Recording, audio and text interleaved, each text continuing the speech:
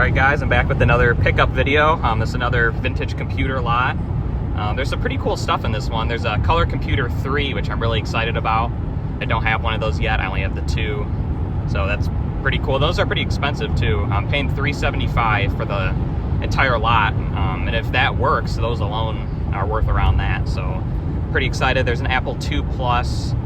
There's an Apple IIc, which I've also never had one of those, but it is missing a keycap. And there's also the matching monitor for the 2C, which I've always wanted that too. The little, I think it's a 6-inch monochrome CRT. There's a few Commodore disk drives, the cartridge changer for the TRS-80, and just some random games and stuff. So yeah, there's 800 XL as well, so a few Atari things mixed in there. So apparently it all works, which I do not believe at all, but let's get it and see if it's true. All right guys, I just got home and got everything unloaded, and holy crap, this was a really, really good deal. I'm gonna just kind of go through it live with you guys and just kind of see what we got. The guy was super cool. He threw in this 1224 color monitor for the Atari ST. Obviously disgusting, but it was free, so he threw that in. And he threw in some PlayStation stuff as well. So there's 3 boxes here. Let's go through it and see. This guy, he did a house, he bought a house, I guess, and cleaned it out. And so this was all just in there. He powered everything on, so he definitely did not fully test everything. But I'm really excited to go through this stuff. We'll test some of the computers. So this is the thing I'm actually probably most excited about. The monitor I'm really excited about too, but this is a Color Computer 3, which normally they're the 2s, but as you can see, the keys, they are full of dirt. And there's definitely some little rust on the RF output jack there. The shielding inside looks fine, so definitely not completely water damaged. It has been opened. So don't have a lot of hope, but maybe I'll get lucky and it'll work. He threw in this PlayStation stuff, which is pretty cool. So that's a good game. Twisted Metal 2, so just a few common games with a couple of decent ones tossed in there. And there's 3 PlayStation 1s. This one actually has a few memory cards, and that's OEM clear, so that's decent. And I think one of them was the, yeah, like here's the early one with the audio outputs. And yeah, who knows if they work. Probably not, but for throwing, I mean, for parts, you can at least get 20 bucks each for those, and a lot. Here's the 800 XL. Looking at it here, it looks pretty respectable. It has the cover in the back, which is nice. Yeah, it doesn't have the super nice keyboard, but that's just a little dust. So, yeah, looks to be in good cosmetic condition. Could use a little cleaning for sure. And then this looks like a Commodore printer, the 803. Never had this one, and it looks very small. I like it. So, interesting. Assuming this is a dot matrix, but I'm not exactly sure. There's some random screws and stuff in the bottom. It's always a good sign. On to the next bin. Apple II Plus. This is definitely, the 2 Pluses are definitely a lot better than the 2Es when selling them. Has all the keys, which is nice. It's very dirty, but it's not super yellowed. And then here's the back. And I opened this briefly when at his house, when I was at the house, and it's loaded with cards. So here's the inside. Really pretty clean inside, all things considered. I don't see any rust or anything like that. Normally when I get these, they're trashed inside. But as you can see there, there's an RF. Someone added an RF switch. And then there's a bunch of expansion cards. Try to, looks like a serial card. So disk drive. This one I'm not sure exactly what it is. This one looks to have a video output. And it has this, is this connected to it? Yes, this must be like a networking, oh, that's for this card. So this is a network card. This big card here looks pretty interesting. Let's pull that out. There it is. Let's see, what is this? Franklin Computer Company, or a corporation. There's the sticker on the back. Who knows? There's a EEPROM here, which the sticker just fell off. Definitely have to cover that back up. Try not to lose that sticker. But yeah, I'm not sure exactly what this card is. I'll have to do some more research on it. But it looks interesting for sure. Printer card, and this is probably a RAM expansion. So, but yeah, pretty cool. It's pretty loaded with stuff. It's always exciting when you buy Apple IIs to see what cards you're going to get, because you really never know, and they can definitely have good value. I've never seen one with a video out like that. At least that's what I'm assuming that is. When I sell these, I always take all the cards out, except for, like, sometimes I'll leave the RAM expansions, and I'll leave the disc controller card. I'll always leave that in, because you basically will need it to use the machine. There we go. So yeah, pretty good condition overall, and even broken, I should be able to get 300 just for like the base computer with nothing. So it's gonna pay for a good chunk of the lot. And moving past that, we have a complete Apple IIc setup here. So we have the computer itself, missing a key. I've never owned one of these before, but the keyboard is, wow. I mean, feels fantastic. I'm excited to try this. Has a little handle, which is nice. And this does have the power supply, which I know is normally missing on these. Not terrible condition, definitely yellowed, and dirty.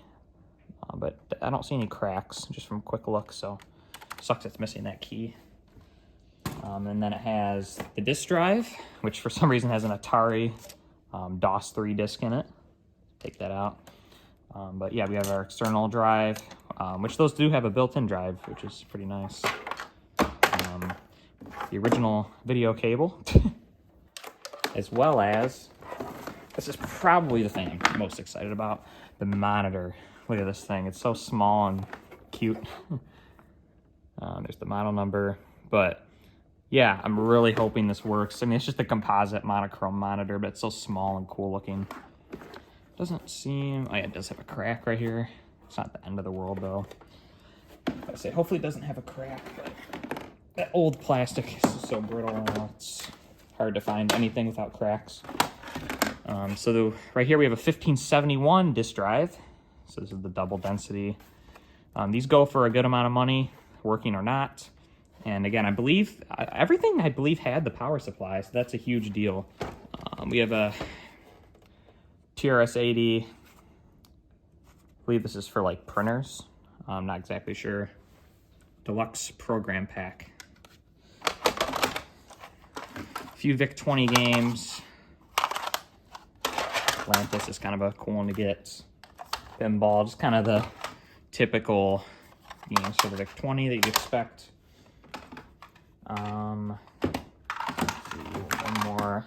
This is always a good one to get, the RAM cartridge. Go for a decent amount, probably like 25, 30 bucks. Not sure exactly what this is. Utility cartridge. Looks like for Commodore 64, that pinout looks to be. So, not sure exactly what that is. Assuming it's reprogrammable in some way. A few games for the TRS-80. Super Pitfall, which has definitely been opened before and is in very rough shape. Diagnostics for the color computer. Interesting. Color Baseball, I know that's like, this works on the color computer too as well. And I don't even know what this is. Something, color computer, editor, assembler, so I'm assuming some kind of basic thing, I'm not exactly sure. Never seen that before. A few Atari, well, this is Atari 8-bit basic, obviously, and then Commodore 64 retro ball cartridge. Here's the manual for the Atari ST hard drive, which I do actually own, so I'll hold on to that. And another DOS 3 disc. Looks like there's another sleeve for a disc. Yeah, put that other one in here. May as well. But these are kind of nice because I can easily get 15 bucks a piece for these DOS 3 discs, so it's a good thing to sell. We have the manual for the 1050 disk drive, which we'll get to soon. A manual for DOS, so that's nice. Manual for one of the Commodore games. And then here's a TRS-80, like, I don't even know what this is.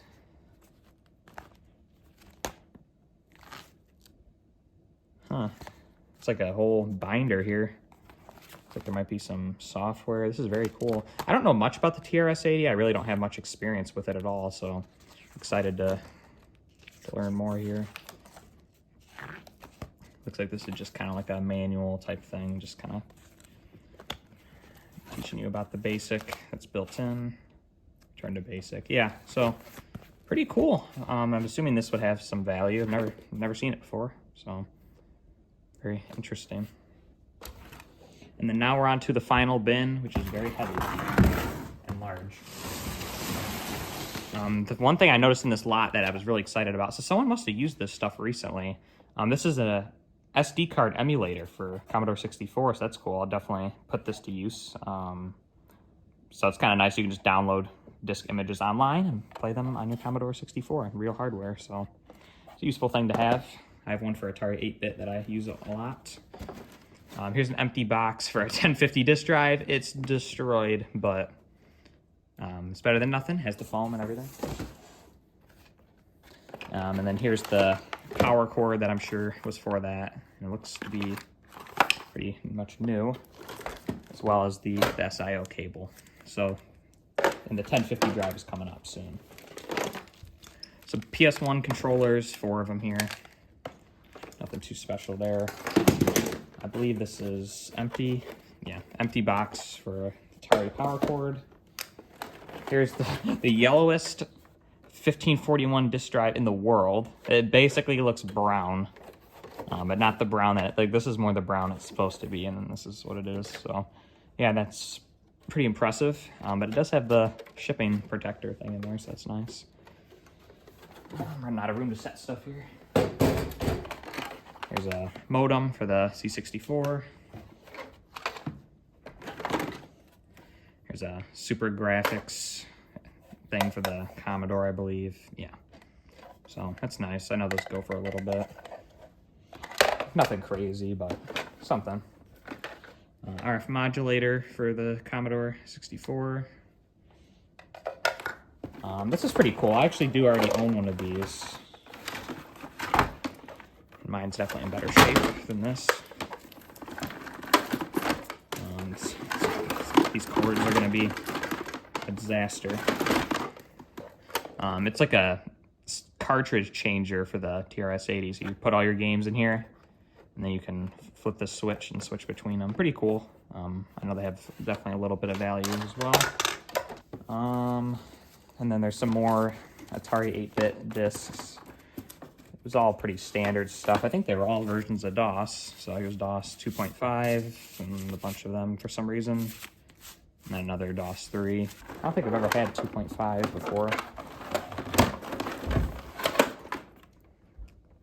There's a 1541-2 drive, very dirty. These are so small. It's always surprising whenever I get these. I always forget how small they are, but again, I think the power cord is here for that. A lot of random stuff in here. Like, this is for an Atari ST, either computer or floppy drive. So there is stuff here that's like not here, I guess, if that makes sense. Centipede for Commodore 64. Here's the 1050 drive. Again, has the head protector in there. Not in bad shape, all things considered. It'll clean up good. I always have bad luck with those, but we'll see. I don't know if I'll test that in this video. I'll probably just do the computers. Here's the Atari ST power brick. And then there's just a lot of good power cords in here. Like, this is for a 128, so it's like those are worth 60 bucks if they work. Same with these. I mean, these are all really expensive. This is for the Commodore drives. The Atari disk drive. Another Atari disk drive. Apple IIc. So we won't go through all the power cords, but it does look like, pulling off the tripod here, it looks like they're mainly here. I don't know if there's one for the 800 though. Atari 800. There's a Commodore 64 power cord down there.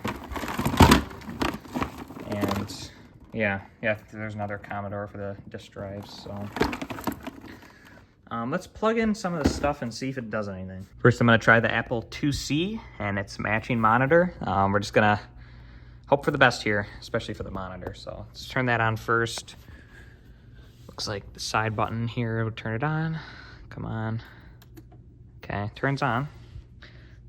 And I don't think it's gonna display anything unless I turn the computer on. So let's do that now. Let's see, I don't know where the power switch is on this thing. Oh, okay. 3, 2, 1. Oh, it's promising. The monitor, looks like the horizontal hold's off, so I need to figure out where that adjustment is. So it's probably contrast. I guess maybe it's the size. Let's just kind of start turning things here, and hopefully we get a stable image. Oh.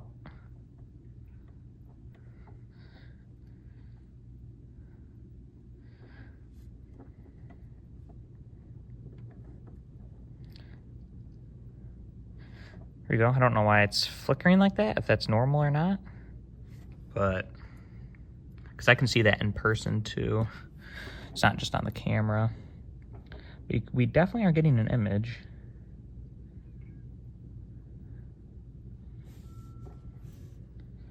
Turning the knobs in the back. Oh, there we go. I think the controls on the back of the monitor just need a cleaning, but there we go. That looks good. Yeah, so it definitely seems to be at least somewhat working. Let me try control reset to get into basic. Yeah, there we go. Okay, so it's control reset, and then the keyboard. Hello, YouTube. Yeah, so it seems to be pretty good. Let's see if, I don't know if this has the diagnostics built in. If you hold the open Apple, closed Apple, and turn on, it's hard to do this with one hand. There we go. I don't know if this checks the kernel or the RAM or what exactly this is checking, but hopefully we'll see in a minute here.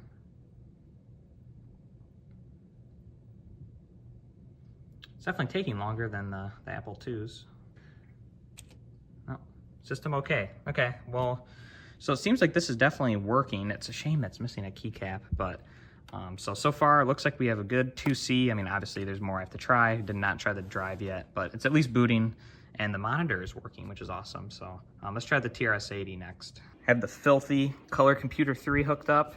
We're just gonna use the same video cable, and we're just gonna try it on this monitor. We may as well, since we know the monitor works. So turn it on. 3, 2, 1.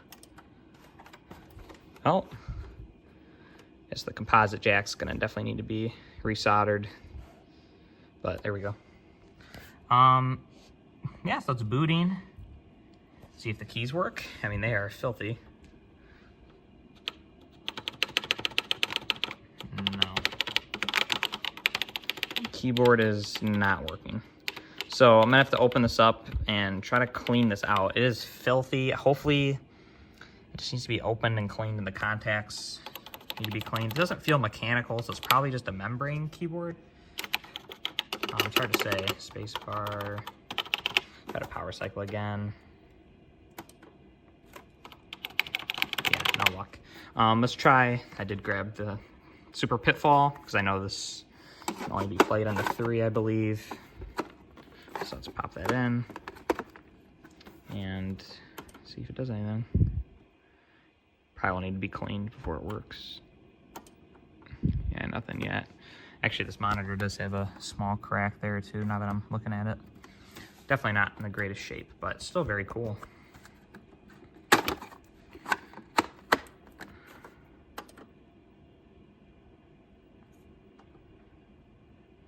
There we go. Welcome to Super Pitfall. Do you have an RGB or analog color monitor? No, but our keyboard doesn't work. So, yeah. Promising here. I think with some love and care, I think this could work. So pretty cool. I'll definitely put in the time to clean this up. It's really not yellowed, and I don't see any cracks or anything like that. Let's unplug just power this off here. But yeah, I'm definitely gonna put the time into this, and hopefully I can end up keeping it. If I can't fix it, I'm not gonna hold on to it. But if I can fix it, I mean, it has wear for sure, but it's not in terrible condition. So, and it'd be nice to have a color computer that can output composite, because the one I have right now is only RF. So definitely a big upgrade. And this does RGB with the weird connector at the bottom. So yeah, I'd really like to get this working. So not fully working, but hopefully I can work on it a bit and get it to work. But it does boot up, so that's good. I have the Color Computer 3 torn down here. As you can see, it's definitely seen some elements, but here's the keyboard membrane. It's really stupid how they do this. Kind of like the Intellivision, but yeah, there's just a lot of corrosion. I tried to clean the connector. There's some corrosion up here and no luck. So this flex circuit is probably just bad. Unfortunately, there's probably no way to fix it. Apple II Plus plugged in. Hopefully we don't see a refa cap explosion here. But if we do, I guess it'll be good for the video. This monitor looks pretty cool with this. I wasn't sure how it was going to match up, but I actually really like how this looks. Let's turn it on and see if it blows up. Could see smoke on this one for sure.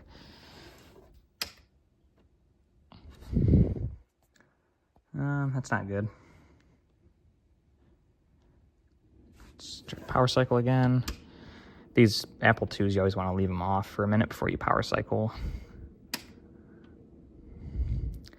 Yeah, definitely having something go wrong there.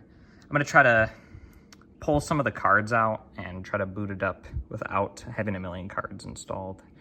I figure maybe one of the cards is bad and giving us a boot issue, or it's just not making good contact. So let's try that now. Just pulled all the cards. I did leave the language card in. So let's see. Oh, crap, that actually worked. I gotta say, like, maybe there's something weird going on with one of those. So, wow, let's see if it boots up again. That was weird.